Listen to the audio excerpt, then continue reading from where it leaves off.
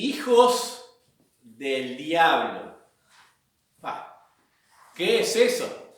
Hijos del diablo. Suena sectario eso, ¿no? Suena como a película de terror, algo escalofriante, algo de ficción. ¿Cómo se imaginan ustedes que son los hijos del diablo? Si tuviéramos que hacer una caricatura, un dibujito de ellos, y a un niño le dijéramos, represéntanos en un dibujo cómo es un hijo del diablo, ¿cómo lo harían? ¿Cómo se lo imaginan? Tal vez rojo, con cuernitos, con dientes afilados, con una cola, algo horrible. Eso es lo que el cine y la ficción han intentado poner en la imaginación, en las mentes de todos, de chicos y de grandes. Obviamente que si nosotros vemos un ser espantoso ahí a nuestro lado, terrorífico, no nos quedaríamos sonrientes ni apacibles allí, sino que huiríamos, tal cual pasa en las películas.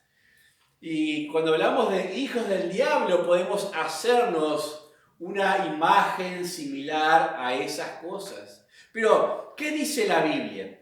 ¿Qué dice la Biblia en este aspecto? Están los extremistas, que por un lado dicen, están los hijos de Dios, los salvos, y los hijos del diablo, los no salvos. Son extremistas porque no es así la realidad.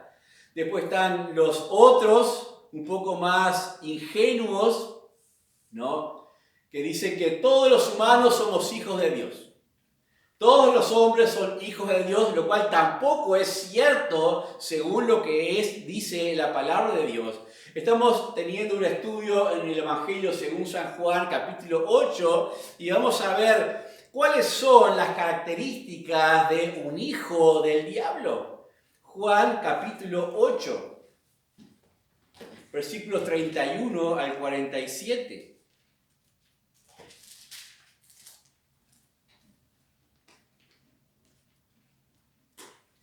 Busquen tranquilos, Juan capítulo 8, versículos 31 al 47.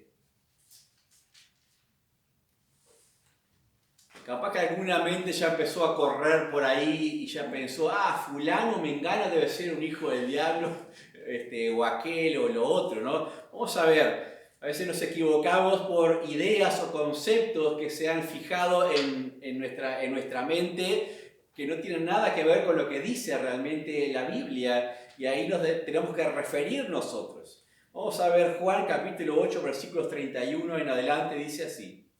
Dijo entonces Jesús a los judíos que habían creído en él: si vosotros permaneciereis en mi palabra, seréis verdaderamente mis discípulos y conoceréis la verdad, y la verdad os hará libres.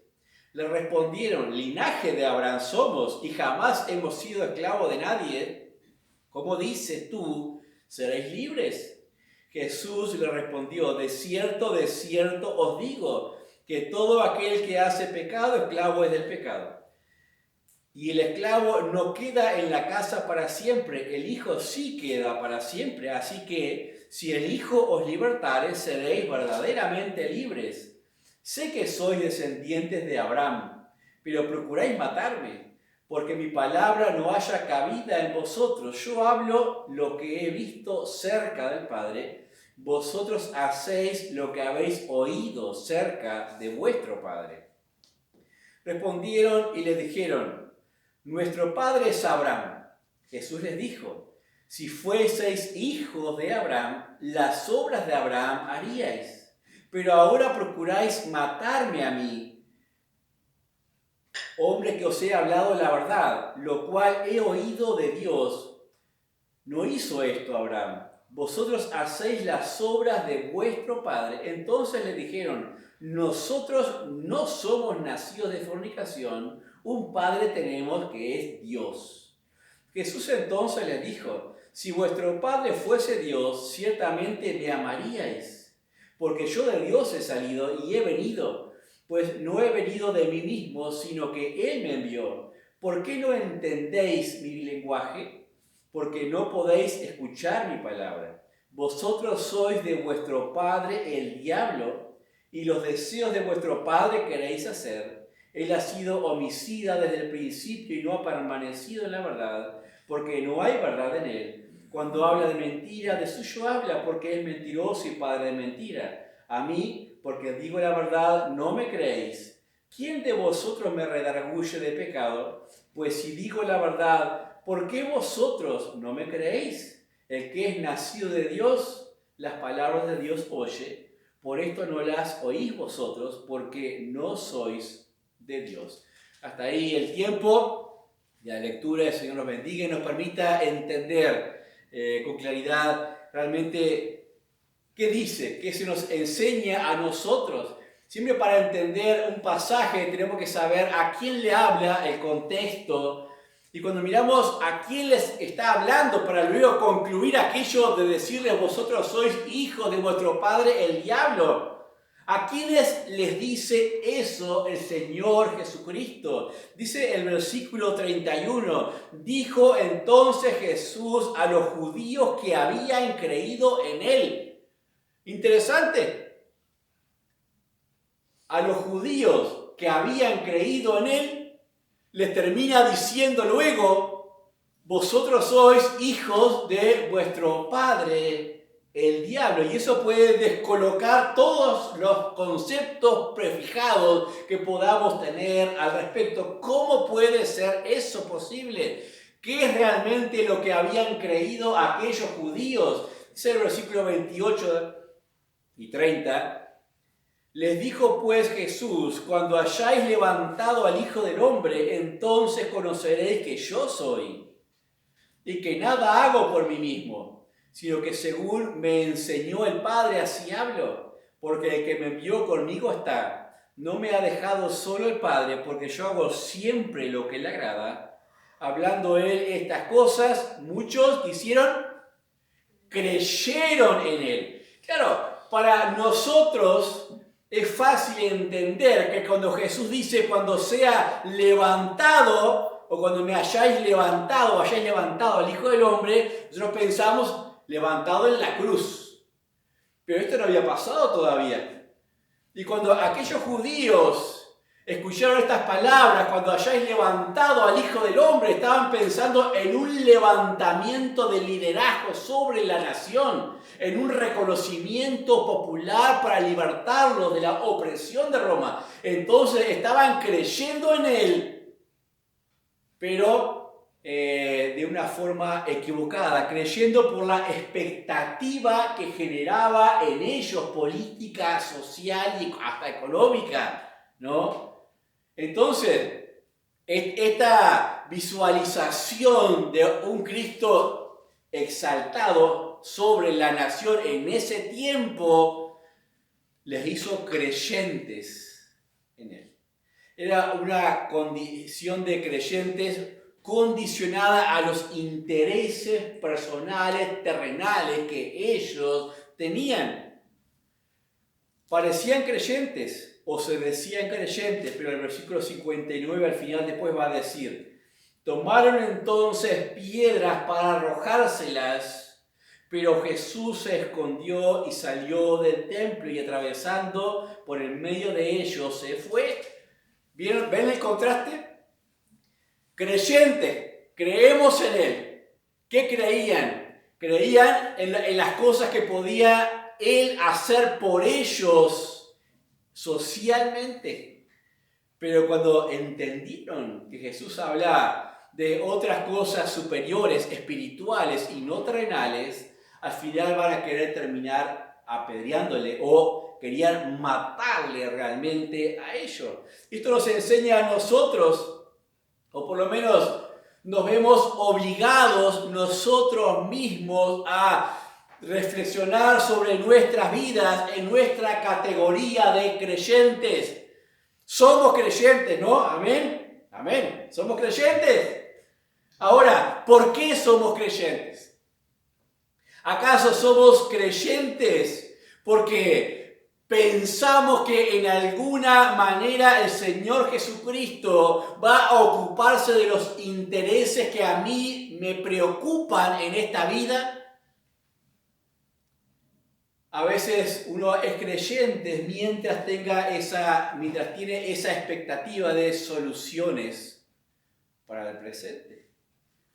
Cristo es poder de Dios. Cristo nos fortalece en toda situación, en todo momento, pero no es a veces la aspirina que nosotros queremos que sea para todos los dolores. Y mientras tengamos esa expectativa de que puede serlo, nos mantenemos creyentes, pero a veces vienen en la vida golpes que hacen que esos creyentes digan, ya no creo, me desilusionó, me falló. ¿No han escuchado creyentes terminar concluyendo esas cosas? ¿Qué calidad de creyentes diferentes a estos judíos tenemos nosotros? Versículo 31 dice, dijo entonces Jesús a los judíos que habían creído en él, si vosotros permanecéis en mi palabra, seréis verdaderamente mis discípulos. Y después le dice, y conoceréis la verdad, y la verdad os hará libres. ¿Qué verdad les haría libres? La verdad en relación a la persona del Señor Jesucristo, la verdad en cuanto al propósito por el cual Él había venido, que era mayor a los intereses personales que ellos habían acumulado. Vamos a ver en primer lugar, en este pasaje, el orgullo religioso. El orgullo religioso, versículo 33. Dice así. Le respondieron, linaje de Abraham somos, y jamás hemos sido esclavos de nadie. ¿Cómo dices tú, seréis libres? Para ellos, el ser linaje de Abraham les colocaba automáticamente en una posición preferencial de hijos de Dios. Automáticamente les colocaba en una posición distinguida del resto de la gente, del resto del mundo. Es más, ellos dicen, y ellos sabían a qué se refería Jesús cuando dice la verdad, conoceréis la verdad y la verdad os hará libres, porque dice, linaje de Abraham somos, jamás hemos sido esclavos de nadie. ¿Sabían que esa libertad a la cual hablaba Jesús no se refería a la parte espiritual? No se refería a la parte física, sino a la espiritual, porque ellos sí habían sido esclavos humanamente, en Egipto nomás, 400 años esclavos y oprimidos en Egipto, después en Babilonia otros 70 años, entonces sí habían sido esclavos, entonces estaban entendiendo que esa esclavitud y esa verdad iban más allá de las fronteras nacionales. Por eso dice, jamás hemos sido esclavos de nadie, porque este orgullo de quienes somos como linaje de Abraham ya nos posiciona en ese lugar allí arriba. Les voy a leer algo que ya Juan el Bautista había dicho en Lucas, capítulo 3. Lucas, capítulo 3, versículos 7 al 9.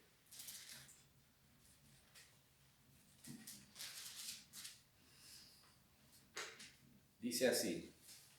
Y decía a las multitudes que salían para ser bautizadas por él, oh generación de víboras, ¿quién os enseñó a huir de la ira venidera? Haced pues frutos dignos de arrepentimiento y no comencéis a decir dentro de vosotros mismos, tenemos a Abraham por padre. Porque os digo que Dios puede levantar hijos a Abraham aún de estas piedras. Y ya también el hacha está puesta a la raíz de los árboles. Por tanto, todo árbol que no da buen fruto se corta y es echado en el fuego. Ya Juan el Bautista les había dicho, ustedes están demasiado orgullosos en su religión y piensan que nada los puede mover. esa posición privilegiada como hijos de Dios. Voy a decir algo. Dime lo que haces y te diré quién es tu padre. Esa es la gran conclusión a la cual llego. Hay un dicho popular que dice, dime con quién andas y te diré quién eres. Pues yo lo he modificado ese dicho.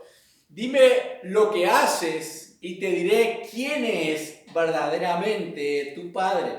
Dice también en Juan capítulo 1, habíamos leído versículos 12 y 13, del mismo el evangelio que estamos estudiando. Juan 1, 12 y 13 dice: mas a todos los que recibieron, a los que creen en su nombre, les dio potestad de ser hechos hijos de Dios, los cuales no son engendrados de sangre, ni de voluntad de carne, ni de voluntad de varón, sino de Dios. Ya la palabra de Dios estaba aclarando que no es por sangre, no es por genealogía, no es por familiaridad, no es por parentesco que llegamos a ser hijos de Dios, sino por la relación con el Señor Jesucristo. A todos los que recibieron les dio potestad de ser hechos hijos de Dios, potestad en el sentido de autoridad, autoridad para vivir como tales, autoridad para vivir como tales. También en Mateo capítulo 8, versículo 11,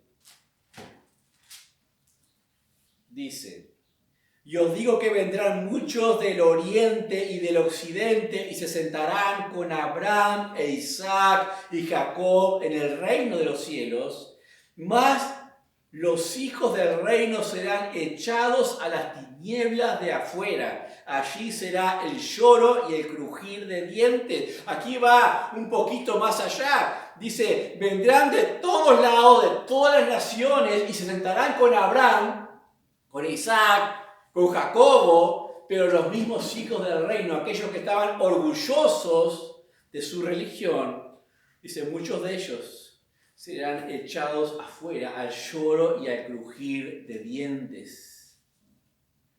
Además de todo eso, cuando dice somos hijos de Abraham, no estaban teniendo en cuenta otros aspectos de estos pasajes. Por ejemplo, en Génesis 21 tenemos el caso de Ismael. ¿Ismael era hijo de Abraham? Sí, era hijo de Abraham, con Agar, y sin embargo es expulsado fuera del campamento. Dios hace una nación grande de ellos, sí es cierto, pero no son descendientes de Isaac. Entonces este orgullo de decir hijos de Abraham somos, en realidad si lo piensan bien, aún en términos de sangre, no tiene verdaderamente validez. Después tenemos el caso de Esaú, Jacob y Esaú, hijos de Isaac. Esaú era el mayor, Jacob era el menor. Y dice, Dios ya había dicho, el mayor servirá al menor. Esaú termina vendiendo su primogenitura por un plato de guisados, ese potaje fuerte, y Jacob recibe la bendición. Y de Jacob vienen los israelitas, las 12 tribus de Israel, y de Esaú era hijo de Isaac y era hijo de Abraham. De él no vienen. Y también, por ejemplo, Romanos capítulo 9, versículos 6 y 7, dice, no que la palabra de Dios haya fallado, porque no todos los descendientes de Israel son israelitas, ni por ser descendientes de Abraham son todos hijos, sino en Isaac te será llamada descendencia.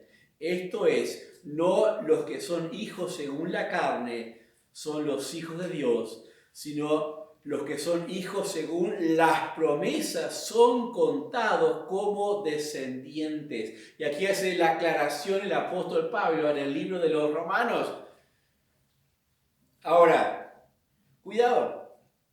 Cuidado con el orgullo religioso, que a pesar de nosotros no ser descendientes de Abraham, a veces venimos de tradiciones denominacionales, tradiciones de familias, tal vez evangélicas, católicas, protestantes, presbiterianas, lo que quieran. Venimos de esas tradiciones y nos llenamos de ese orgullo de pensar que nosotros sí somos hijos de Dios porque tenemos una identificación denominacional. Cuidado con ese orgullo, no sea que termine diciéndonos como a estos al final del pasaje, hijos del diablo. Y aunque me digan, es imposible, un hijo del diablo no puede estar sentado en una reunión de domingo escuchando la palabra de Dios. Vamos a ver qué dice la misma palabra de Dios ahora más adelante. Cuando los judíos asumían estas cosas, de que eran realmente los hijos de Dios, porque a ellos pertenecían la ley, el pacto, las promesas, vivían en Jerusalén, de donde Dios ha hecho todas las promesas de venir a reinar y gobernar sobre toda la humanidad también, eso ya en el tiempo del milenio. Pensaban que estos privilegios les colocaban allá arriba, pero se olvidaron de las responsabilidades. Las responsabilidades. Nos gusta pensar en privilegios, pero dejamos de lado la consideración o el pensamiento de las responsabilidades. ¿Qué responsabilidad tenían ellos? Génesis 18 dice, seréis de bendición a todas las naciones. En tus simientes serán benditas todas las naciones de la tierra. Eso se cumple en Jesucristo, es cierto, pero se olvidan de la parte que les tocaba de ser de bendición. Pero va a pasar. Tiempo del milenio dice, en la tierra habrá conocimiento de la gloria de Jehová, como las aguas cubren el mar. Ese conocimiento es porque Israel será maestra a las naciones. Tiempo del milenio. Tendría que haber sido siempre, siempre eso. Pensar en los privilegios nos llena de orgullo. Pensar en las responsabilidades nos llena de humildad. Combinemos las dos cosas. Consideremos los privilegios para tener esperanza, pero consideremos la responsabilidad para vivir en la humildad que necesitamos para andar delante del Señor. El orgullo religioso genera esa falsa sensación de seguridad y superioridad, en la cual pensamos que ya estamos intocables, que ya tenemos un lugar reservado en los cielos, hasta podemos decir de qué color queremos que sea nuestra morada allá, o a quién queremos ver, lo que queremos hacer, porque estamos llenos de orgullo o falsa seguridad. A veces podemos identificar si tenemos solamente orgullo espiritual en las cosas que hacemos cada día. Si yo cada día no me estoy preocupando de mi relación con el Señor, no me estoy preocupando de conocerle un poquito más, de crecer un poquito más, significa que llegué a esa posición del orgullo de decir no lo necesito, ya lo tengo todo, ya estoy seguro en los cielos. Eso es orgullo. Humildes. Para decir, necesito todavía crecer. Necesito cada día llevar mi vida más cerca del Señor Jesucristo. Necesito escucharle, necesito buscarle. ¿Estamos haciendo eso? ¿Estamos buscándole cada día, creciendo? No sea que solamente tengamos un orgullo religioso de pensar que ya estamos allá arriba. Hijos de Abraham somos. Segundo lugar, versículo 34 en adelante, vamos a ver la identificación paternal por obras. Identificación paternal por obras. Lo que les decía, dime lo que haces y te diré quién es tu padre. Versículo 34, Jesús le respondió, de cierto os digo que todo aquel que hace pecado, esclavo del pecado, y el esclavo no queda en la casa para siempre. El hijo sí queda para siempre. Aquí hace la alusión a Ismael, Isaac. Así que si el hijo es libertario, seréis verdaderamente libres. Sé que sois descendientes de Abraham, pero procuráis matarme. Y aquí tenemos en ese pero la contradicción. Sé que sois hijos de Abraham, pero procuráis matarme. Lo que estaban procurando hacer hablaba más fuerte que las declaraciones de quiénes eran ellos. Es fácil para nosotros decir con nuestros labios, soy cristiano. Como decía la canción, cristiano y creyente. Pero, ¿qué dicen nuestras acciones? ¿Qué dicen nuestros hechos? ¿Nuestros hechos dicen que somos hijos de Dios? ¿Nuestros intereses dicen que somos hijos de Dios? Nuestras pretensiones dicen que somos hijos de Dios. Los deseos de mi corazón al levantarme dicen que soy hijo de Dios. O solamente mis labios están diciendo que soy un hijo de Dios. Dice allí el pasaje, versículo 38. Yo hablo lo que he visto cerca del Padre. Miren la diferencia. Y vosotros hacéis lo que habéis oído cerca de vuestro Padre. Primero hace una distinción Jesús de que son dos padres diferentes, lo da a entender acá en el pasaje, pero la relación con ese padre, esos padres también se da a entender acá en el pasaje. Dice, yo hablo lo que he visto cerca del Padre. Ese verle cerca del Padre es una asociación directa, una comunicación real, abierta. Sin embargo, cuando ellos con su Padre tienen una relación más distante, dice, habéis oído cerca de vuestro Padre un susurro. Ya no es, no es que lo vieron, sino que se les dijo. Y así obra el diablo, susurra, habla a escondida, pero nunca va a mostrarse de cara, en presencia para decirle yo soy, a mí me están escuchando en realidad. No, él siempre va a engañar. Va a engañar.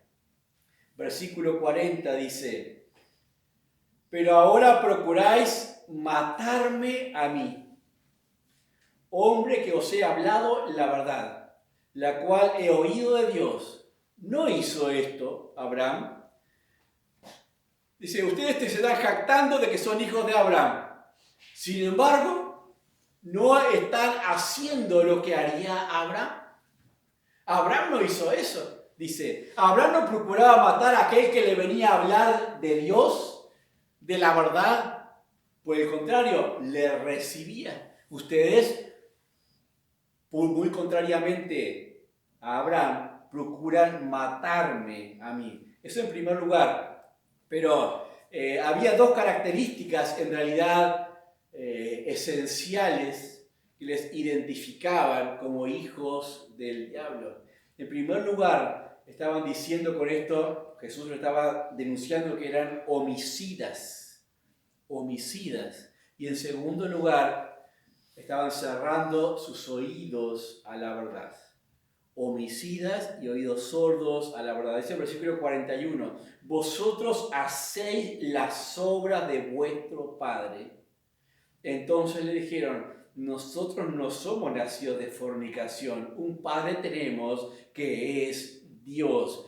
Y aquí cuando se les denuncia que por sus obras estaban mostrando que no eran hijos de Dios o hijos de Abraham en su pretensión religiosa, utilizan un argumento para defenderse que intenta desacreditar al Señor Jesucristo. ¿Por qué digo eso?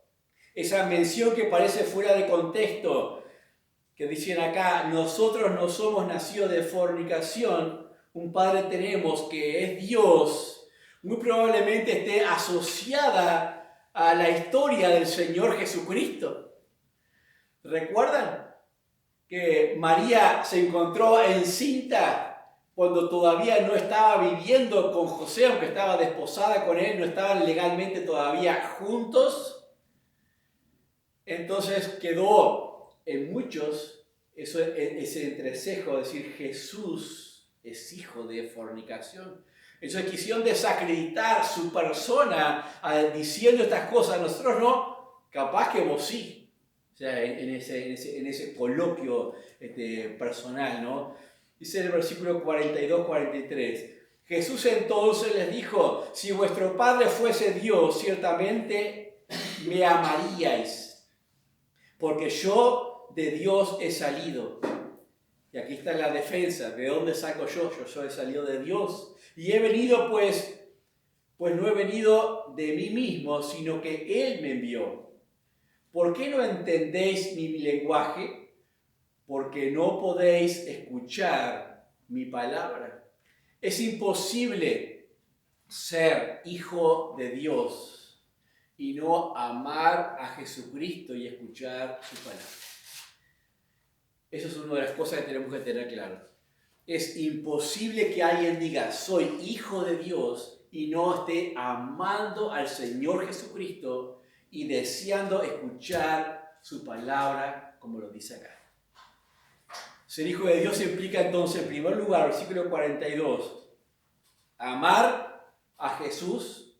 Dice, ciertamente, si vuestro Padre fuese Dios, ciertamente me amaríais. Versículo 43, ¿por qué no podéis entender mi lenguaje? Porque no podéis escuchar mi palabra. Versículo 47, el que es de Dios, las palabras de Dios oye. Por esto no las oís vosotros, porque no sois de Dios. En segundo lugar, entonces, el Hijo de Dios oye la palabra de Dios y quiere aprender y crecer en ella. Y en tercer lugar, versículo 46, cree en el Hijo, obviamente. Dice, ¿quién de vosotros me redarguye de pecado? Pues si digo la verdad, ¿por qué vosotros no me creéis? Cree en el Señor Jesucristo. Ese embotamiento espiritual realmente estaba revelando que a pesar de ser creyentes, como decíamos al inicio, muchos creyeron, los judíos que habían creído en él, no eran hijos realmente de Dios o no estaban mostrándose como hijos de Dios. Esto debería a nosotros hoy día, los creyentes, llevarnos a poner las barbas en remojo. Somos creyentes, ¿cómo no vamos a ser creyentes? Toda la vida hemos sido creyentes. Pero, ¿qué está pasando en nuestra vida en relación a su palabra? En relación a nuestro amor por el Señor Jesucristo. ¿Cuál es el lenguaje de nuestros hechos? ¿Pueden atestiguar estos lo mismo que mis labios dicen al decir que somos creyentes? ¿Entendemos el lenguaje, la palabra de Dios? ¿Es difícil entenderla? No descuiden el estudio personal de la Biblia. Los tiempos de devoción, no los descuiden. No dejen hasta el siguiente domingo para tener un tiempo con la palabra de Dios, porque lo que da testimonio a nosotros de que somos hijos de Dios es no solamente el amor por el Señor Jesucristo, sino por el deseo de escuchar, recibir su palabra, abriéndola, buscando, creciendo. Y en tercer lugar, para terminar, hijos del diablo. Versículo, habíamos leído 44, en adelante decía, vosotros sois, y es seria esta declaración, vosotros sois de vuestro padre el diablo, y los deseos de vuestro padre queréis hacer.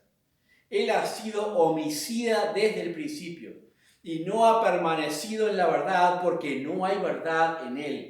Cuando habla de mentira, de suyo habla, porque es mentiroso y padre de mentiras. Y sigue el pasaje ahí hablando. ¿Puede alguno decir que es creyente en Cristo y ser al mismo tiempo hijo del diablo? ¿Puede pasar eso? ¿Puede? ¿Los demonios creen y tiemblan? Dice Santiago. Estos estaban creyendo en un Cristo a su medida, político. Entonces cuando pensaron, va a ser levantado, va a ser puesto en esa posición elevada. Muchos creyeron en él, estaban creyendo en un Cristo, pero a su medida, según sus estándares. ¿Cuáles son las características que nos muestra este pasaje de un hijo del diablo? Un hijo del diablo va a tener que, de alguna manera, mostrar algunas de las características de que ha mostrado el diablo a lo largo de todas las historias. Lo que deseamos hacer, lo que ambicionamos, esas cosas dicen de quiénes somos. Esas cosas realmente dicen cuál es nuestra filiación paternal, nuestras ideas, nuestros sentimientos, nuestras acciones son indicadores. Esta gente que vemos acá, estos judíos que estaban en el templo, recuerden que estamos en el final de la fiesta de los tabernáculos, habían subido a la celebración, habían traído sus ofrendas, sus sacrificios, estaban adorando allí en el templo, estarían con sus vestiduras limpias, estarían haciendo todo, cumpliendo con todo el esquema religioso que habría que cumplir en aquel momento, eran celosos de su religión, y sin embargo a eso le dice hijo del diablo. No eran inmorales, no eran bárbaros, no eran lo que quieran, lo peor que se puede, no eran convictos, no sé, lo que quieran imaginarse, no era nada de eso. Eran religiosos dentro del templo, cumpliendo, escuchando la ley. Jesús sufre persecución realmente religiosa por religiosos, de mano de religiosos. No sufrió persecución de los romanos. Sufrió persecución de los de su misma nación. Y eso lo hemos visto a lo largo de toda la historia. A veces los mayores enemigos de los hijos de Dios han sido los mismos autoproclamados creyentes, orgullosos, religiosos en la historia. Esos han sido los que más han perseguido a la iglesia del Señor Jesucristo. No han sido tanto los incrédulos. Por ejemplo, Constantino, el primer emperador papa, que había visto aquella visión de una cruz encendida que decía con esta señal vencerás, y salió a perseguir a todos los cristianos que no se rendían al catolicismo. La iglesia primitiva los encarceló, los llevó al Coliseo, lucharon contra fieras, fueron muertos a filo de espada. Perseguidos por ser cristianos, por uno autoproclamado cristiano, que quería cristianizar a todos, hacer la religión oficial del Estado, unir el Estado con la religión. Llegamos a la Edad Media, y decimos, y en la Edad Media, en los tiempos de la Reforma, ¿quiénes fueron los que más persiguieron a los verdaderos cristianos? Fueron los mismos reformadores. Los mismos reformadores persiguieron a los cristianos que habían preservado la verdad todo ese tiempo hasta llegar a ellos, y les arrojaron luz para sacarlos de donde estaban. En lugar de salir absolutamente, dieron un paso hacia afuera, se pusieron en la misma posición orgullosa y persiguieron a los verdaderos cristianos. Por ejemplo, Calvino mató a muchos bautistas y los persiguió, y sin embargo en la Constitución Calvino, en su libro dice, ellos me hicieron entender mi necesidad de salvación, y da gracias de que a raíz de ellos entendió que estaba en el error, pero no salió absolutamente del error. Lutero. Y aquí me pueden crucificar. ¿Cómo va a hablar de Lutero? Lutero en sus escritos realmente influenció al gobierno alemán. Y los escritos de Lutero potenciaron y empujaron en la creación de aquel gobierno nazi les incitó a matar a todos los judíos. Esos escritos, eso fue apoyado por los escritos de Lutero. Y usted mira, tan así es, sí, busquen en Google nomás la información de la historia que hay. Y así otros reformadores lo hicieron. ¿Por qué digo yo que no somos protestantes? Porque no salimos de ese tiempo. Éramos anteriores. ¿Por qué digo que no somos reformados? Porque no tenemos nada que ver con aquellos reformadores que persiguieron a los verdaderos cristianos. Somos bíblicos. Aún cuando pensamos en los tiempos más modernos, descubrimiento de América y cosas por el estilo, la conquista de nuevos mundos, la cristianización, entre comillas, de esas tribus, de esos pueblos, que fue mediante masacres, mediante esclavitud, mediante sometimiento de aquellos llamados cristianos. Obviamente hablamos del catolicismo, ¿no? De la conquista de todos esos pueblos y aún de los tipos reformados, porque aún los puritanos lo hicieron también y otros que venían del tiempo de la Reforma en alguna u otra manera. El cristianismo ha sufrido más persecución dentro de aquellos llamados creyentes que de los de afuera no creyentes. Un hijo del diablo se revela conforme al carácter del diablo. En primer lugar, versículo 44 decíamos, el diablo es homicida. ¿Homicida desde cuándo? Desde el principio de la historia, el diablo ha procurado la muerte de los hombres, que los hombres se maten unos a otros, desde Caín y Abel. Desde ese tiempo el diablo ha puesto el deseo de asesinato en el corazón del hombre, nación contra nación. Eso no viene de Dios, eso viene del diablo. Dice 1 Juan 3:12. Cuando pensamos hoy día, ¿por qué Dios permite esas guerras, esas cosas tan terribles en las cuales muchos mueren? Es el diablo. El diablo también es padre, también tiene hijos. Y él es homicida desde el principio. Dice 1 Juan 3:12. No como Caín, que era del maligno y mató a su hermano. ¿Y por qué causa le mató? Porque sus obras eran malas y las de su hermano justas. ¿De quién era Caín? ¿Del maligno? ¿Del diablo? Aquellos que querían matar al Señor Jesucristo decían, somos hijos de Dios, porque somos hijos de Abraham. Abraham es nuestro padre y sin embargo había deseos homicidas en sus corazones, querían matarle a él.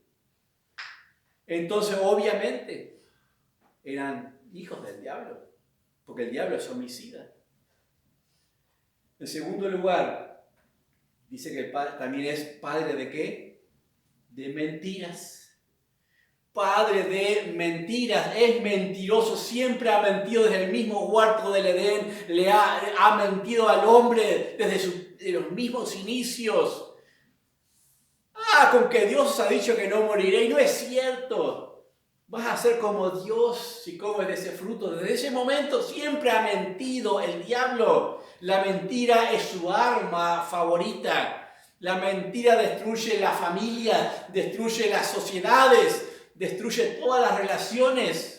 La mentira destruye o obstaculiza la verdad de la palabra de Dios. Por eso en los últimos tiempos vendrán hombres amadores de sí mismos, mentirosos, engañadores. Pero ¿qué tendrán en su mano? La palabra de Dios. ¿Y qué? Tendrán orgullo religioso. Se dirán, somos creyentes, somos de los buenos. Pero sin embargo habrá mentiras y engaños en sus labios. ¿Y eso de dónde ha salido? Del padre de mentiras. Es maestro en las mentiras. Dice Romanos capítulo 1, versículo 25.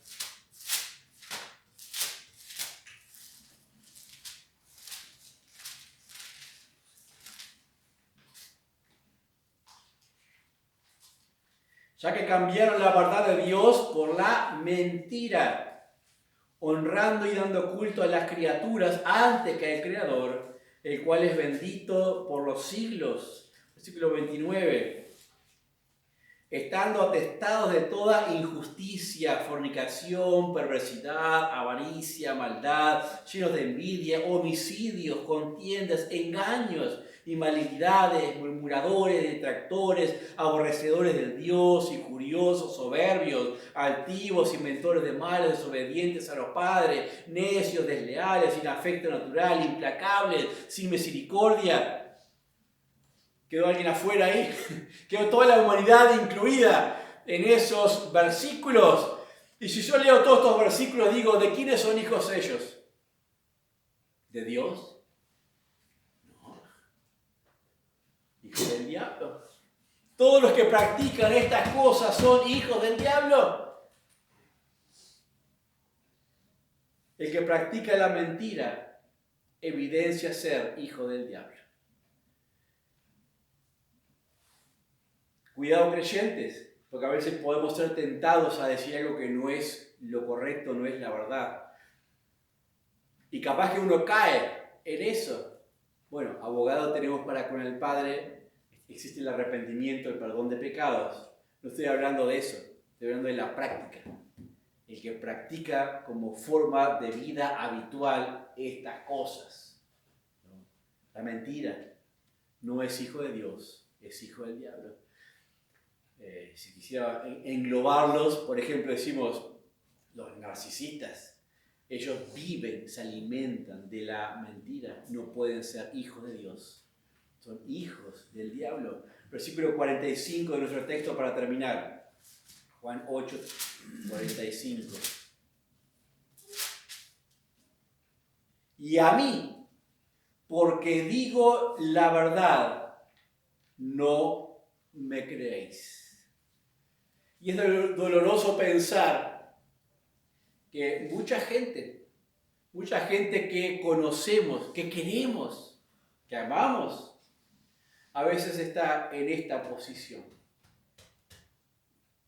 No creen en Jesús ni en la palabra de Dios. Y eso sí es triste. Eso sí que es doloroso, pero es la decisión que están tomando. A mí que digo la verdad, no me creéis. Entonces están filiando sus vidas no a Dios, sino disponiéndolas para el mismo diablo. Dice en Efesios, capítulo 2, se lo leo, ahí en Efesios 2, 1 al 3.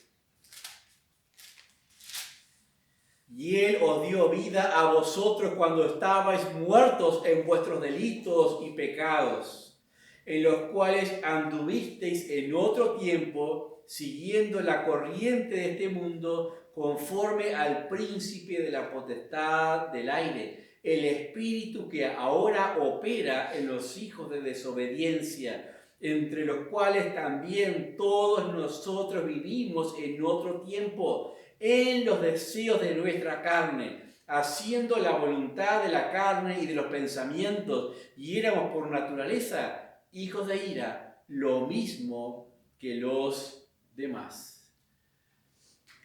En otro tiempo, dice acá el apóstol, nosotros éramos así. Nosotros andábamos en la corriente de este mundo. Éramos hijos de desobediencia, conforme a qué deseos de la palabra de Dios, no, conforme a los deseos de nuestra carne y de los pensamientos. Como creyentes, como hijos de Dios, reposa en nosotros la gran responsabilidad de vivir como tales.